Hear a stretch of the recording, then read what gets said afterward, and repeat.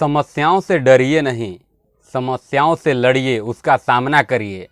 ज़रा सी परेशानी के आई लोग तनावग्रस्त हो जाते हैं, परेशान हो जाते हैं, अवसाद से घिर जाते हैं। और यह हकीकत है आज के युवा पीढ़ी का।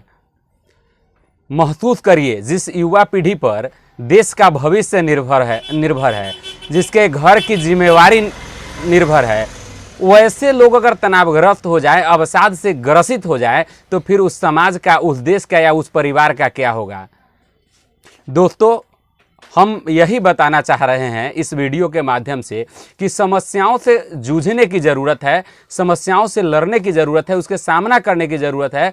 कभी भी समस्याएं हैं जो आती हैं, वो अपने साथ हमें मजबूत बनाने के सारे अवसर लाती है।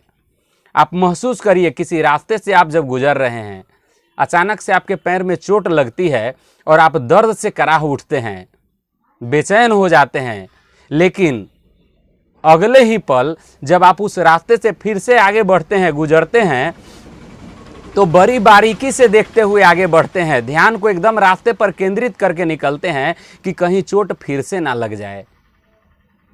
तो मेरे कहने का तात्पर्य यही है कि समस्याएं जब भी आती है, आपको मजबूत बनाने के लिए आती है, तो आप अपने धैर्य को नहीं खोएं, संयम के साथ संयमित होकर खूब सोच विचार कर उस समस्याओं का समाधान निकालने का प्रयास करें, और निश्चित ही समस्याओं का समाधान निकलेगा। और अगर आप बेहतर सोचते हैं तो आप, एक किसी शायर ने क्या खूब कहा था कि दौर हवाओं का ही रहता है कायम, आंधियाँ देर तक नहीं चला करती।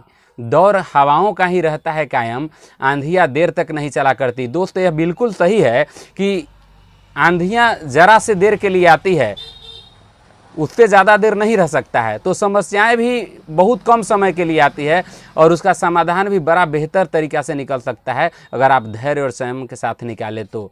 इसलिए समस्याओं से घबराएं नहीं, लड़िए, डट कर सामना करिए, उसका समाधान ज़रूर निकलेगा। धन्यवाद।